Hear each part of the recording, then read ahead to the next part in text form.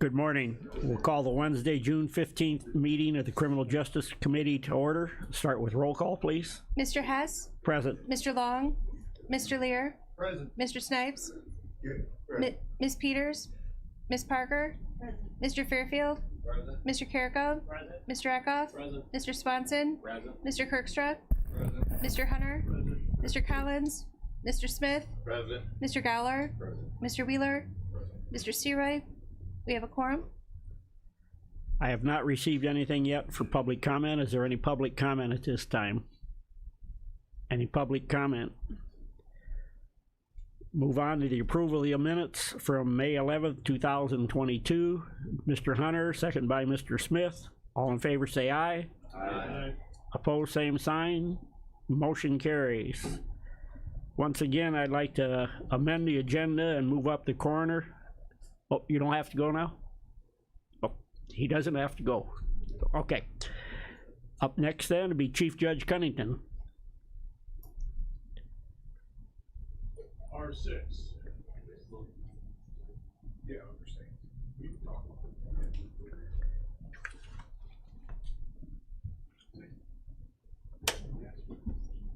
I'm going to bring the circuit clerk up with me as Okay, part of my report.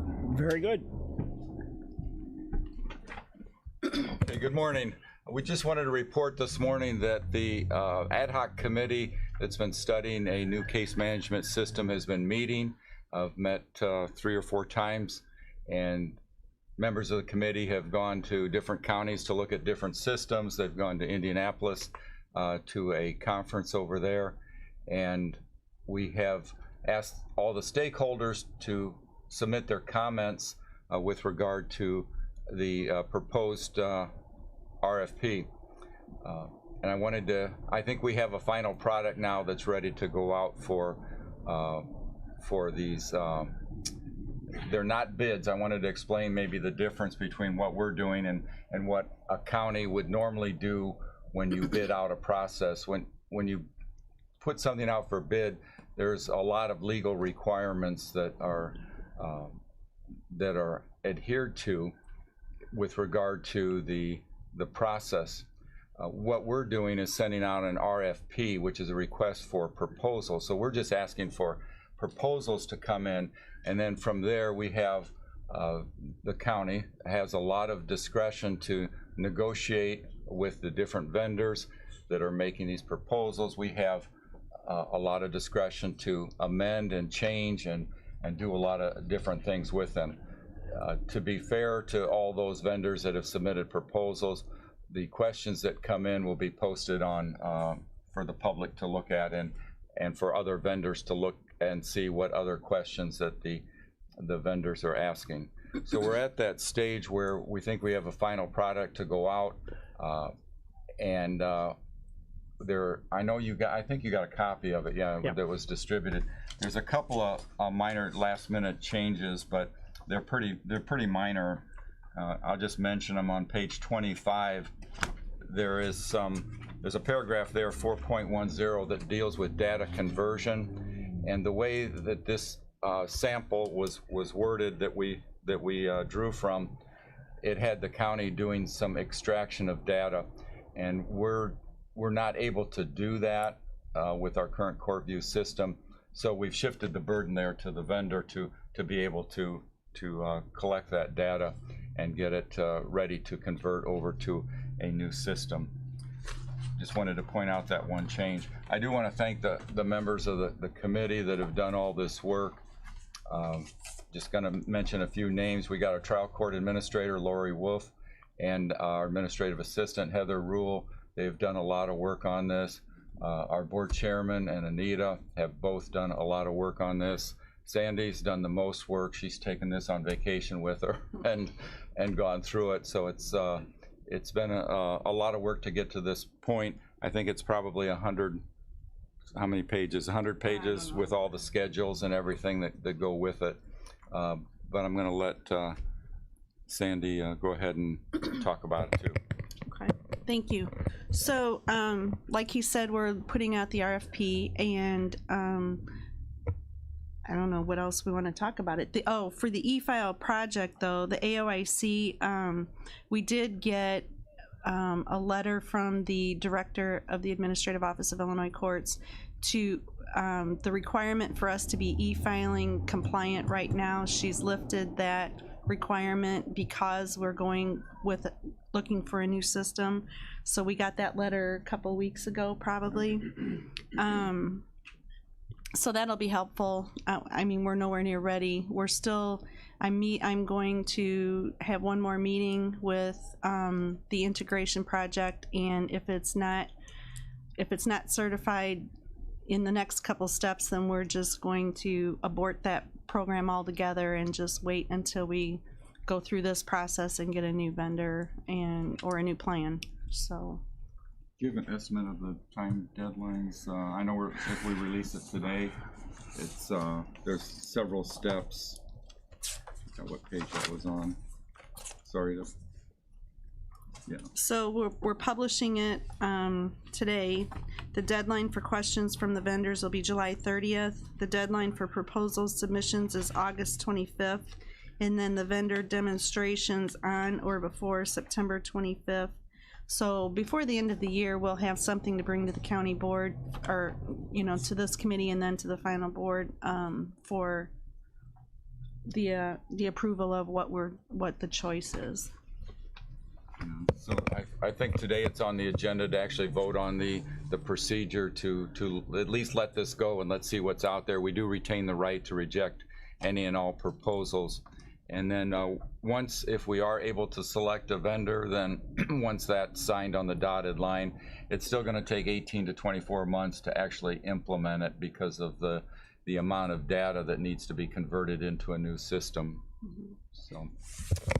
When I started as circuit clerk, we were in the process of going through another conversion, and we brought over civil first, and then that was in April. Then we did traffic in September of 2010, and then February of 2011 we brought over criminal. So it's a lot for each segment to do it, so you can't do it all in one fell swoop.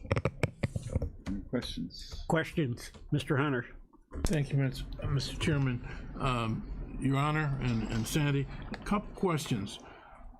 What is the balance that we owe on the existing system in terms of dollars? Does anybody have that number? I don't. I don't have an exact number. I've heard it's in the hundreds of thousands in the. I looked at it, and forgive me, I don't have the dollar amount. I looked at it as years left on the bond, and that was 2030. And for some reason, I'm not going to guess. We'll get you the number, Steve. Yeah, we'll get it from Mr. McCarty, because I don't have that bond number sitting in front of me. Yeah, because I knew it was a bond. 2030 though? 2030 is when the other one's being paid for, and really it's functionally obsolete, 5-6 years ago? Yeah. Seriously, I'm not joking, and they'll tell you. There's a lot of pain involved with the decision to bond software was painful. And the next question, and of course you don't know because you're RFPing this. Is there a possibility, or can you tell me in terms of the language that you guys use, Sandy and Your Honor, that will this system take us into the next 25 years or whatever, so for expansion and upgrades and so forth? The tours that we took of the 4 counties are light years ahead of us, so I am very hopeful that we will be brought right into the current situation. And it'll take us further. Yeah. 25 years in the computer world might be a little bit pie in the sky, but certainly there are references in here that we want this to be able to carry us into the future. That language is in there. Any other questions? Okay. Thank you. Thank you. Thank you. Stay right there, Sandy. Yep. Not moving. Up next then is Circuit Clerk. In your package you have a copy of her monthly report. Take a motion to approve. Mr. Eckhoff, second by Mr. Swanson. your monthly report, Sandy. Yeah, so as we know, the traffic ticket situation with being held accountable, that means that they don't pay anymore. So for the Harris and Harris collection, we dropped quite a few $1,000s on that. And the state's attorney's collection program too dropped down significantly, but we're still collecting, so I mean that's a positive. So that's about it, and if there's no questions on my other general report. Any questions on the report? We have a motion, a second. All in favor say aye. Aye. Opposed, same sign. Motion carries. Talk about the e-file project again. A little bit. So that's what that was about, just that we were given permission to not be required to continue until we get a new system. So that was helpful. And the director, I spoke with her in May, I think, and I thanked her, and she said anything to do to help. She's very, you know, she wants to be pro everything rather than an obstructionist, so that was good. So then the other thing I wanted to talk about is my basement project where we're getting rid of all the files, or we're moving them and getting them microfilmed and whatever. So I've had the electrical union apprentices, local 176, coming and helping, and they were just here again Saturday. We've trying to think how many, we've had 36 volunteers. Some of them are repeat volunteers, but overall so far it's been 36 volunteers putting in 240 hours on Saturdays. And we've packed up over 2,000 boxes to send off to be microfilmed, and the shredding company came the last 2 Saturdays, and you know the big garbage containers that you put out every week? Well, they were mostly that size, and then some just a tiny bit smaller. We've shredded 125 containers, so it was a whole lot of work, and I'm super appreciative of their help. It's been a great working relationship. So that's all I have, other than, do we have... Mr. Hunter. Yeah, Sandy, I was just wondering, I'm old as dirt when it comes to politics and stuff, and I've seen some old city records and stuff, but do you ever keep anything for posterity, like old documents? So what happens is I have to submit to the Illinois Archives the list of what we're getting rid of, or what we're microfilming, or what we're doing, and then they will look to see through that list if there's anything historically significant that they're concerned about that they would like to have. Several years ago they came up over the garage here, over the county clerk garage. There were hundreds of boxes up there, and they came and they went through the boxes, and they probably took 60 or 70 of those boxes because they were things that they wanted to keep. Even though I've got it microfilmed and protected for, 500 years, they still wanted the actual pieces of paper. So they do a really good job of making sure that they know what's historically significant.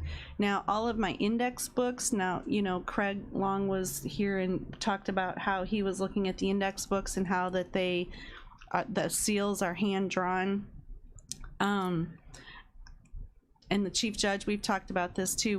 We're concerned about getting rid of those books, but I've got like probably 400 books that we need to do something with even to protect them. So I have 2 vendors coming right now kind of looking that over.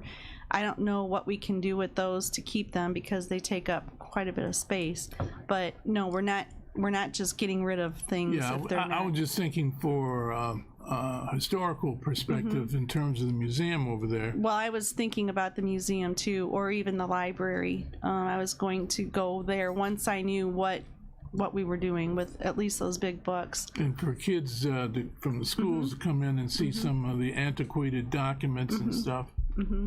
Yeah, I think the library, the museum, I think would have that would be a great place to put some of them too. Thank you. Yep, you're welcome. Any other questions?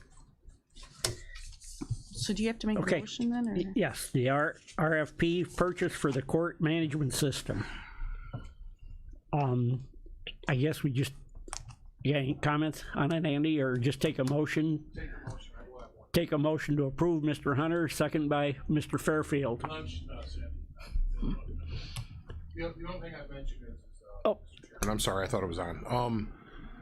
since we did this RFP as a group, as a team, the estimate is we probably saved a couple $100,000 from a consultant charges to do this project, just this part of it, to produce the RFP.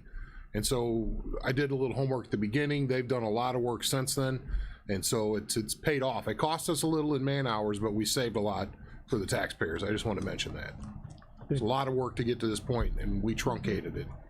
I think we, on this motion, if it's all right with the first and the second, that we need to have the noted that the change is going to be made in that section 4.10, I believe it was, the chief judge said. Any questions on the motion then? Do we need a roll call on this with, or that we're not spending anything right now? Okay. All in favor say aye. Aye. Opposed, same sign. Motion carries. Thank you. Mr. Coughlin, State's Attorney's Office. In your package, you have a copy of the grand jury report and the grand jury statistics report. Take a motion to combine and approve. Mr. Smith, Ms. Parker.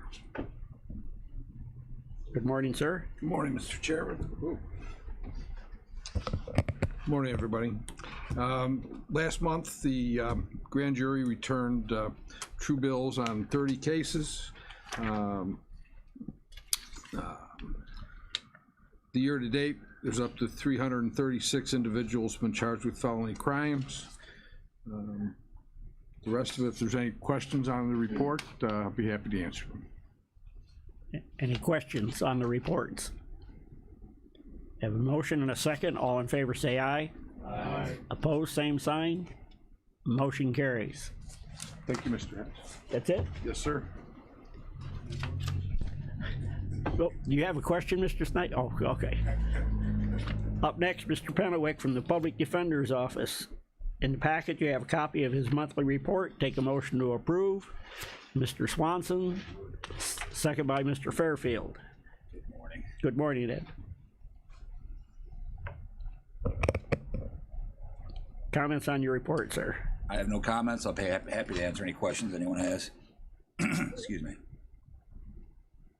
Down again on the traffic. Just traffic. Yeah, it's part. To be honest, part of that is the new clerk system. Before we used to get each traffic ticket was a case.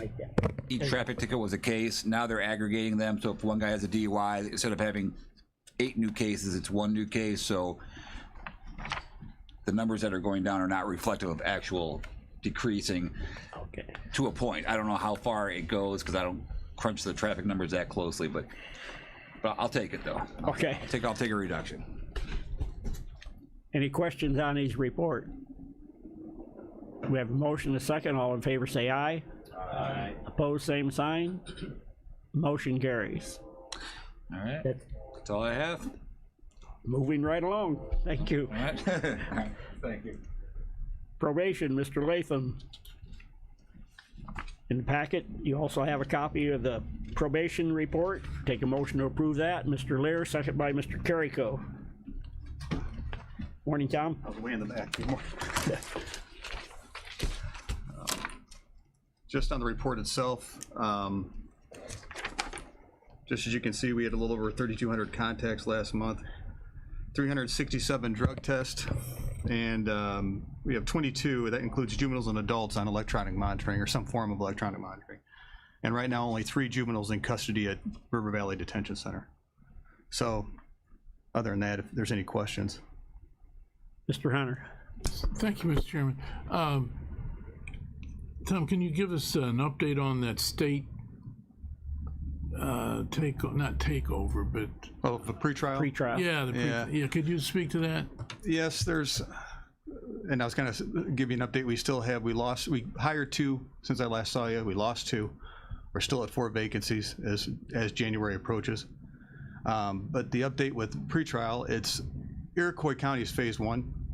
We're phase 2. And there's 3 phases total. We had a meeting with AOIC a couple weeks ago with Judge Sable, Jim Devine, and everybody down in Iroquois. My takeaway from the meeting is that they still have a lot of things to work out. that implementing phase 1 is gonna take longer. Before they can move to phase 2, it's gonna take even longer. I was kind of surprised at the meeting. I was caught off guard that the questions we were getting from them, I was thinking to myself, this is how far along you guys are in this process with all this buildup and all this time to do this. So it was frustrating, and I think they're gonna run into a lot of issues, and I think my point is this gonna delay Kankakee, the takeover of Kankakee in phase 2, which is this problem of vacancies, January 1st, and the large number of individuals being put on pretrial supervision is just gonna continue for, I can't even begin to tell you how long. But it's just that takeover's dragging out there, it's hanging out there. And it doesn't help with hiring, not to mention pretrial statewide is going after the same group of people we are. So it doesn't help. And when you factor in roughly a starting salary a little bit higher than ours, just a little bit, but more remote work option with that job could attract more people. So it's gonna be a problem. So we'll wait and see. It's moving very, very slow, Mr. Hunter, so. Thank you. But other than that, I was just gonna report on the vacancies, again, like I did. So I have a couple ideas about maybe attracting more people, but I haven't talked to the chief or the chairman about it. I was kind of maybe thrilled by them before I brought it to committee. Maybe it would help, maybe, I don't know. It's just, like I said, every time I get up here, January's is approaching quickly. Yeah. So I'll keep you posted. Any questions for Mr. Latham? We have a motion and a second. All in favor say aye. Aye. Opposed, same sign. Motion carries. The only other thing I have is I had a meeting with Chairman Wheeler regarding the annex building and some needed updates at the annex. Very general, basically carpet in the building. Some of that carpet, I believe, is from, I don't know if it goes back to '78 when it opened, but it's close and it's bad. And the bathrooms are, I believe, are the original. The stalls and things like that need to be checked into. I spoke with Andy and he told me to contact Wes. Wes can start putting some numbers together, get some people in there to give, how much it would cost. But it's needed. If you walk through that building, obviously you're welcome. You can go in there anytime you want. Carpet's ripping up and we're putting tape down so people don't trip on it, and it's just it needs to be looked at. And Chairman Wheeler came by, saw it for himself, and then I contacted Wes yesterday, so we'll see what he has to say, what he gets put together for next month. So okay. The outside of the building looks much better since it was power washed. Maybe we could throw up some arborvitaes or some hosta around the building. I don't know. I got some home I can split and bring, but Okay. dress it up a little bit. Okay. Yeah. Okay. Yeah. All right. That's all I have. Any other questions for Tom? Okay. Thank you, sir. Are you going to come in and trim them on your own time too? Up next, the sheriff. In your package, you have a copy of the sheriff's monthly report. Take a motion to approve. Mr. Eckhoff, second by Mr. Kirkstra. Good morning, Sheriff. Good morning. Good morning, everybody.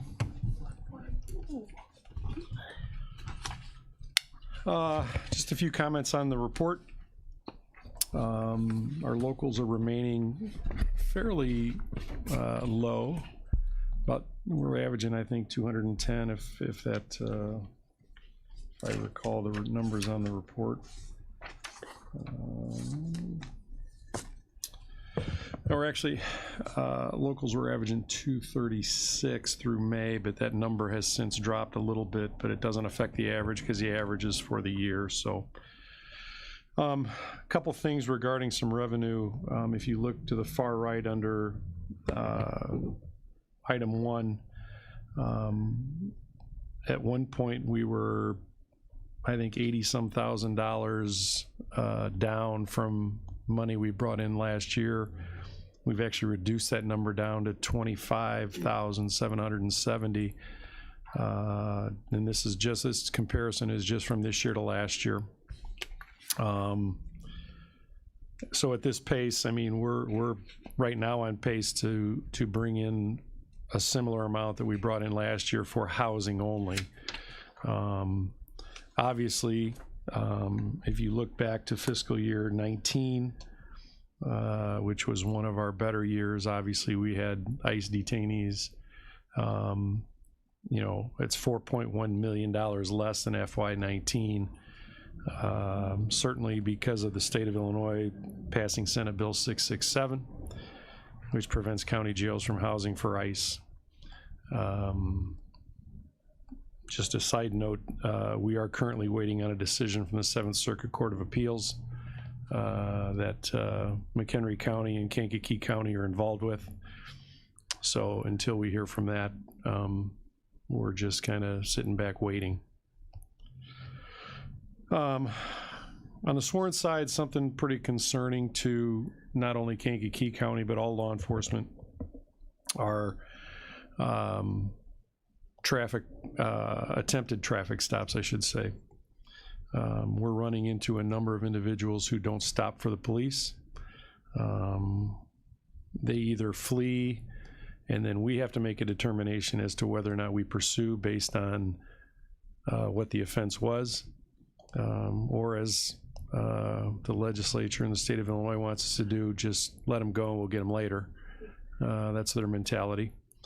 However, in some cases we have, the offender has crashed, flees from the car, then we end up in a foot pursuit, and we are getting a mix of, sometimes we're able to catch them depending on where we're at, and in some cases we've actually found guns on these individuals, or if we didn't catch them, when we go back to the car, there's weapons in the car.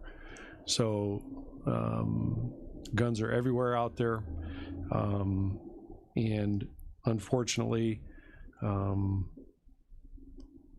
people have now indicated that they're not afraid to use them even on the police. So it's certainly something that we deal with every day, mainly due to a lack of respect for our laws, the police, and quite frankly, they know there's limited consequences for them.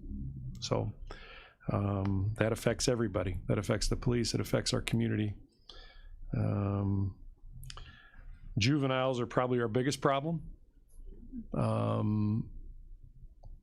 There's even less consequences and less accountability for juveniles because of the Department of Juvenile Justice has kind of tied the hands of juvenile court and the consequences that these juveniles should face. So very frustrating on a law enforcement end for us. That's all I have on the report. I have one question on the report. Under activities, the domestic batteries. Last year at this time we were 111 and it's down to 71 this year. Do you think that's because we're opened up and we're not confined, or? I think that has something to do with it. I know that, you know, you look on any custody list that we have of those in custody, and, you know, domestic battery cases, domestic violence cases, no doubt lead the way in the number of people that are being arrested countywide. Any other questions on the report? We have a motion and a second. All in favor say aye. Aye. Opposed, same sign. Motion carries. Animal control update. Yeah, animal control update. Before we start talking about animals, talk about the heat that we're experiencing over these over yesterday, today. I think next week it's supposed to get hot again. I think it's important that we remember to make sure we don't leave kids in cars, make sure your senior citizens are not out in the heat for a long time, to care for those people, make sure that there's care, but certainly a reminder not to leave kids in a car with the windows up, because it doesn't take long for bad things to happen, and we don't want to see that. So animal control update, our kennel is full of dogs. Always open for any county board members, anybody in the back room who needs a dog, to go take a look. We'd be happy to set you up with the dog of your choice. Or two. Or two. Yes, absolutely two. We'll even give you a discount on the second one. So, other than that, I know that Director Carrie Laird is meeting with architects this week with some design issues going forward with the property. Obviously, that's the finished product is certainly not going to happen tomorrow. It's a process, so she'll be dealing with that. We also finally found trucks that the full board approved actually yesterday.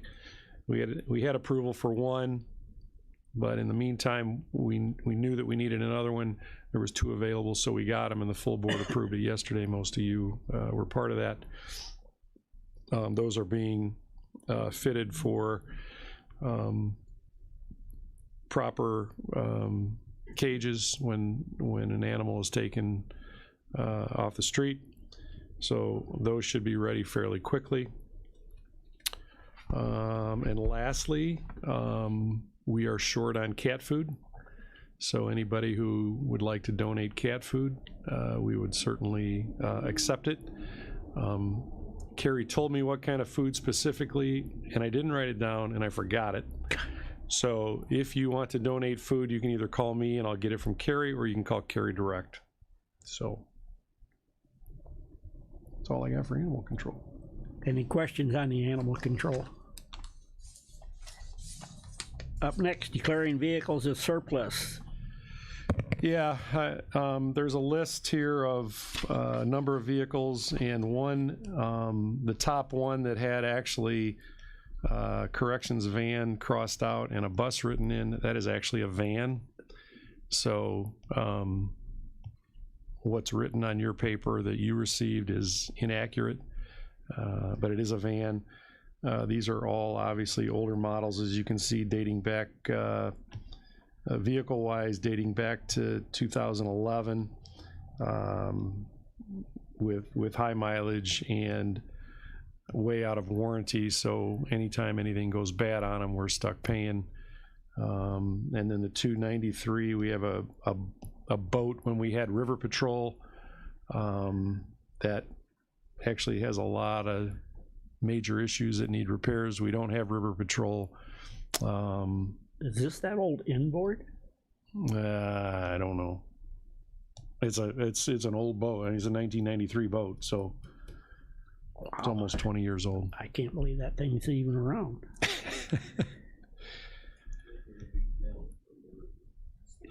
So I'd like to get these declared surplus and get them to Wheeler, auction. you had a comment earlier. It was just, is it wet food or dry food? I don't know. All right. It's cat food. It's cat food. But I will find out. Bag of mice? I think it's, I do remember her saying something about not the chunky stuff, whatever that means. Okay. So if that helps, but I will find out. And so soup. Okay. Yeah, soup. Okay, going back, I'll take a motion to declare these surplus. Mr. Fairfield and Mr. Eckhoff. Any questions on these? Anybody would like to bid on them? After that description? We'll make you a heck of a deal. We'll throw in a dog.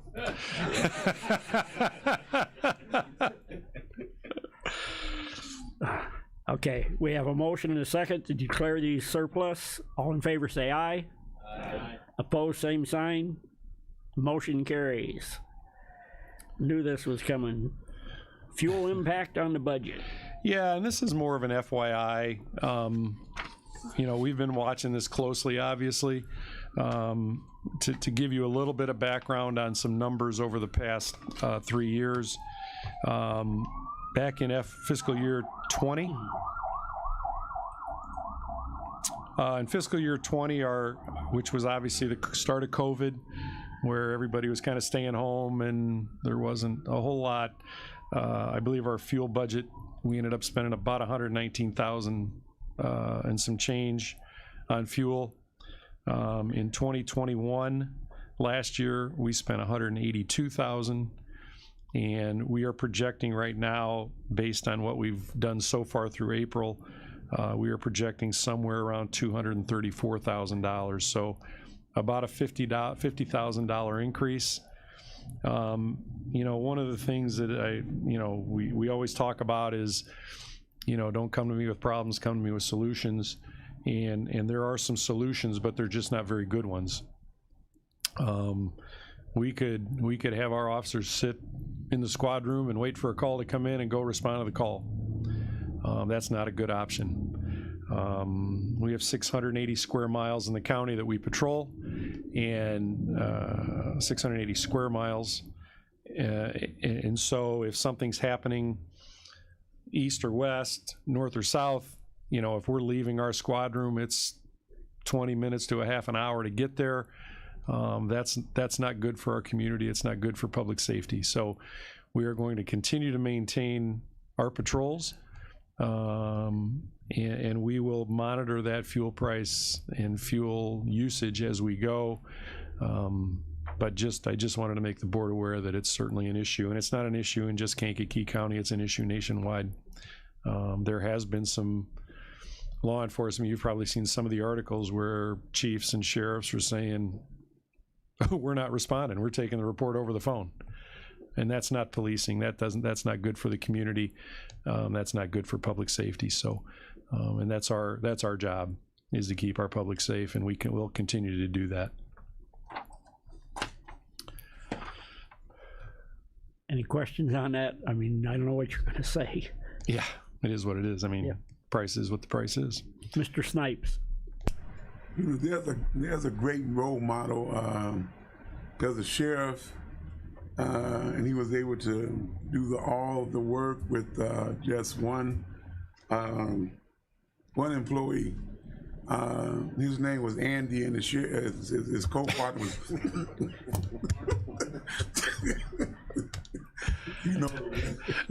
He's done. That worked in Mayberry. That worked in Mayberry.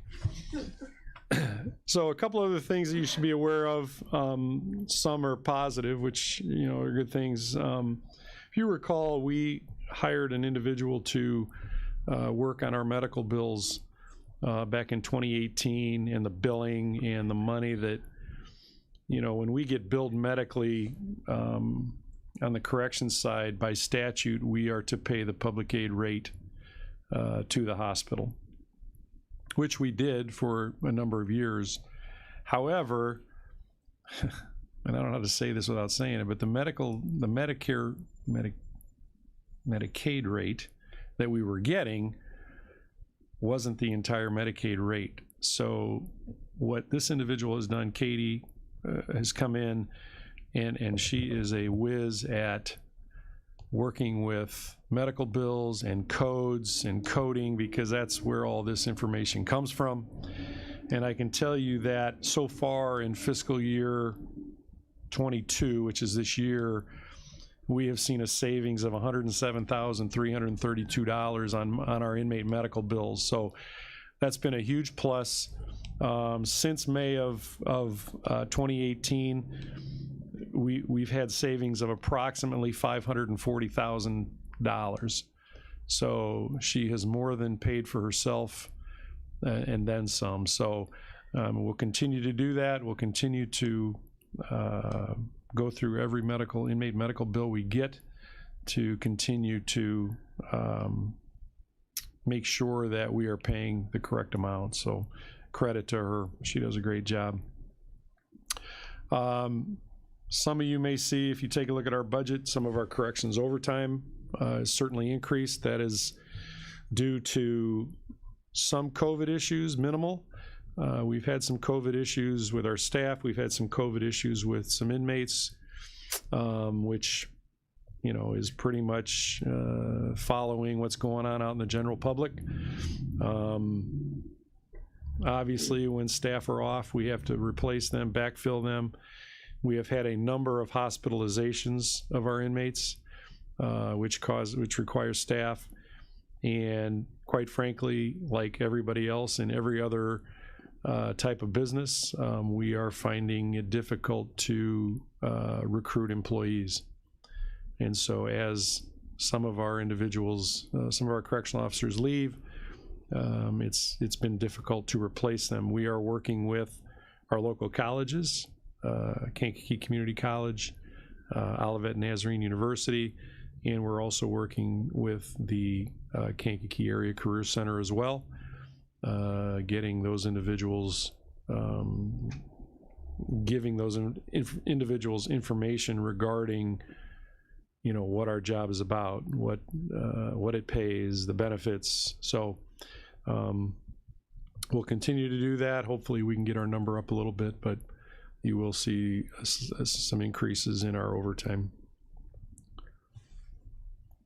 And lastly, just a reminder that this is June 15th. Cashless bail goes into effect January 1st. And obviously that will affect our county. In addition to the $4.1 million I referenced regarding ICE, cashless bail will be problematic for our county if nothing changes. And you know, whether that changes in the veto session or not is still unclear. But I can tell you that, as I've said before, our law-abiding, tax-paying citizens are the ones who are going to pay for our criminal justice system, and that's unfortunate. Mr. Hunter. Thank you, Mr. Chairman. Sheriff Downey, when do you expect to have lunch with Senator Sims on 3653? You want the truthful answer to that? He's not going to meet with any law enforcement. He never has, he never will. Okay. But I'm willing. Mr. Wheeler. Thank you, Mr. Chairman. Sheriff, did you say that every medical bill is looked into by Katie? Yes. Inmate medical? Yes. And so last month, the auditor said they could not verify the charges to be billed and didn't recommend those for payment? Yeah, I'll be at the Finance Committee again after. Well, what I'm getting at is I think that maybe since we know that they're being audited by someone who knows what medical bills are, and since that office, the auditor's office, refuses to do it, maybe we just do a blanket approval for the medical bills for inmate medical, so we don't have to keep voting on them every month in finance. Does that make sense? Either way, I mean, we're, like I said, I'm the committee, but we don't need to vote here. We'll vote there. We'll do the job we're supposed to do, and then after that, you guys can approve whatever you want to approve and move on. Just a waste of I haven't time. even, Okay, thank you. Yep. Mr. Snipes. Looking at that state statute and then looking at what they're proposing under this cashless bail system and basically this criminal justice reform. In this initial state, it's I can understand the concerns for the overhaul, but the problem that I'm having is I think it should just be reduced to the misdemeanors, because without any change, this has a propensity to allow rapists, murderers, and individuals of domestic violence go. If they're not brought to justice within 90 days, they can walk, which, if anyone is familiarized with the domestic violence part of that, or just the rape or murder, that compromises the public safety of communities, and it almost arrests the law enforcement's hands into after they have arrested, to keep the public protected. It's almost like they just snatched it away from you. Well, and again, we'll work through this the best we can. I know that locally, our judicial with Judge Cunnington and Judge Dickinson, we are meeting to discuss all these options, and will give us at least a pathway to start dealing with some of our legislators to say, hey, this is, because, like a lot of the things in that bill, they passed everything with no pathway to finish it. So there are a lot of things in that bill that haven't even taken effect yet. And they've already passed 2 trailer bills. So there's a lot of work left to be done. And to the credit here locally with the court system, we are meeting to discuss what those will be, how those will affect us, so that we can accurately portray that to Springfield and say, hey, this has to change one way or the other. It's not going to work. And so, I mean, that's where we're at this point. Like I said, January 1st will be here before we know it. If you can outline that with like a bullet point where even this committee can send letters of support, if not the county board itself, to strengthen your position, but at the same time, scratch the conscience of our representatives down into the legislature of the General Assembly down in Springfield. I think if all counties were to express that concern and to send letters of support, I believe that somewhere along the line, we should be able to make some headway. Not to say that we are, but to say that it'll be a good step in the right direction if we can get enough media attention to impress upon their minds they need to seriously look at this issue, because what they're doing, in essence, we're saying they want to overhaul, but on the other end, they're compromising public safety. Right, no doubt. And I will add too, because I certainly don't want to foo-foo the whole bill, because obviously we've always said there were some things in it that were good, and I can tell this committee that as we've often said, we've always wanted but never really tried to fund it because of the ongoing costs. But once they mandated body cameras, we said, let's do it now and let's get them done. And I can tell you that that is one positive in that bill that our department's very happy with. Our officers love it. And so obviously there were some positives out of that bill that affect public safety. It affects the safety of our officers. So we don't want to foo-foo the entire bill, because there are certainly some good things in it, but there's also some bad things in it. So That's what happens when you pass bills at 4 o'clock in the morning. yeah, exactly. Any other questions for the sheriff? Oh, good. Thank you, everybody. Stay cool. Up next, coroner's office. Mr. Cavender, in your copy, or in your package, you have a copy of the monthly report and the monthly receipts of money. Take a motion to combine and approve them. Mr. Kirkstra, second by Mr. Smith. Comments? Good morning.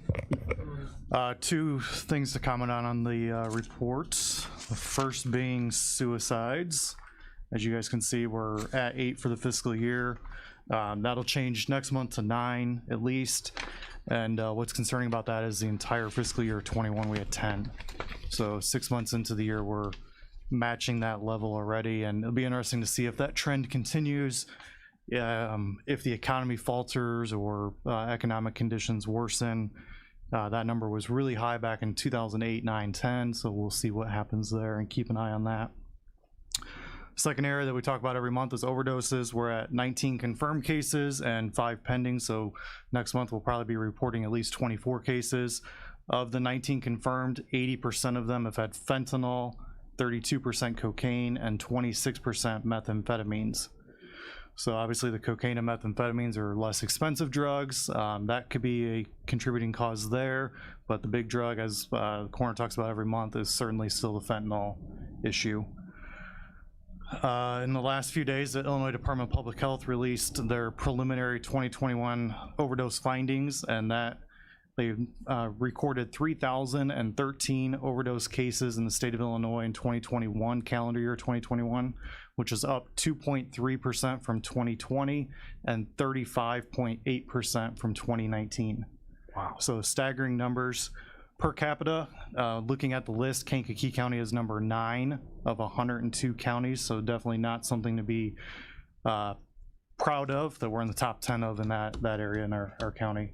Iroquois County to our south is number 7, so they have an issue down there as well going on. But we are higher than Will County and DuPage County. The leader is actually a southern, I forget the name of it, but a county down south in Illinois has the highest rate. But so unfortunately, negative trends there. That's it on the report. Any questions on the report? Reports. We have a motion, a second. All in favor, say aye. Aye. Opposed, same sign. Motion carries. Couple other things, Mr. Snipes. Just one. The Susan Mendoza, they give us $5,000 for cremation. Is that No. income summary? Grant, That state is grant. state grant money that comes every year. I believe that is money that is collected when the county clerk's office issues a death certificate. A portion of that death certificate fee goes into a fund, and then that money at the end of, or in the end of the year for the state is divided out amongst the counties based on population and then sent to us. So as you can see, we obtained $5,130 from that portion of the fund. That's like annually or? Annually, yeah. Oh, okay. And it fluctuates a little bit every year. Last year was a little bit less. So Oh, okay. we're always happy for more. Absolutely. A couple other things Coroner wanted reported on. We'll start with the bad news. The morgue HVAC system, as you guys are all well aware of, we've been battling some issues with that for the last couple months. You guys approved spending $36,000 of ARPA money to replace that system and get us negative pressure and all that. That was due in July, and the bad part is we found out last week that may not happen until November, and that's if at all. There's a strong concern by the company that the pieces of equipment we need may never actually arrive. So we've started working again with Pat on going back out to try to find some additional options that may be still in the same ballpark pricing wise, maybe a little bit higher, but something that we'll be able to get in the next couple months, and hopefully be able to install and have operational. Obviously it's critical infrastructure that we have to have, and we can't not have it. So we're working diligently on trying to figure all that out. So there'll definitely be more to come on that. That was under the ARPA funds, Yeah. wasn't it? Yeah. We would have to amend that. Yep. And the Amount then. company, we've been in communication with them. They've obviously been very forthcoming with us. They've offered a full refund on everything that we've already paid. So we'll get everything back, and if we choose to go that route. Mr. Hunter had a question. Yeah, Mr. Cavender, were you guys called last night, the murder last night at the motel? Yes. Yeah. You got the details on that? We do. Yep. It was. Thank you. It's the media has it now. So got home about 2 o'clock this morning. So Okay. a little tired today. The other thing, just briefly to discuss, fuel cost for us. Obviously, our numbers are not as staggering as the sheriff or some of the other bigger departments, but it's still a significant part of our budget. And when we built the budget last fall, we had anticipated a fuel increase just looking at trends and the market in general. So we had upped our budget, and to date this year we have spent $5,298.70 on fuel, which represents 37.8% of our total fuel budget. So I feel pretty confident that we'll fall within that $14,000 figure that we allocated, as long as things don't go crazy and the price doesn't spike even more, but that's obviously uncertain. In fiscal year 21, we spent $3,400, fiscal year 20, $3,500, and fiscal year 19, $4,700 year to date. So anywhere from $500 to $1,600 more in fuel costs right now. So. And lastly, the good news, in January this year, we ordered a 2022 Ford Explorer through Court Street Ford with the state bid, and they told us it could be 2 weeks, it could be 2 months, it could be 12 months before you get your car. And about 2 weeks ago, we got a phone call on a Friday afternoon that the car showed up. We had no idea it was coming, so that obviously that was a good Friday. That vehicle was paid for in full out of the coroner's fees, so money that's generated from cremation permits and FOIA requests, paid for that. And then the vehicle that is replacing was a 2017 Ford Explorer. No major mechanical issues or anything like that. It has 60,000 miles on it, so not something we really wanted to part ways with. But in our rotation, it was just time to go. We discussed it with the sheriff, and the sheriff is we're going to transfer that vehicle over to him, and he is going to take on using that for whatever purpose they deem, investigations or something like that. And we'll trade out some equipment to help equip our new car with. And obviously the sheriff provides us with numerous resources, whether it's technology or training. So it's our way of being able to help them out a little bit and not get rid of a valuable car that's paid in full already. So that's all. So unless there's any other questions or Questions for the coroner's office? Well, Okay. all right. Thank you, everybody.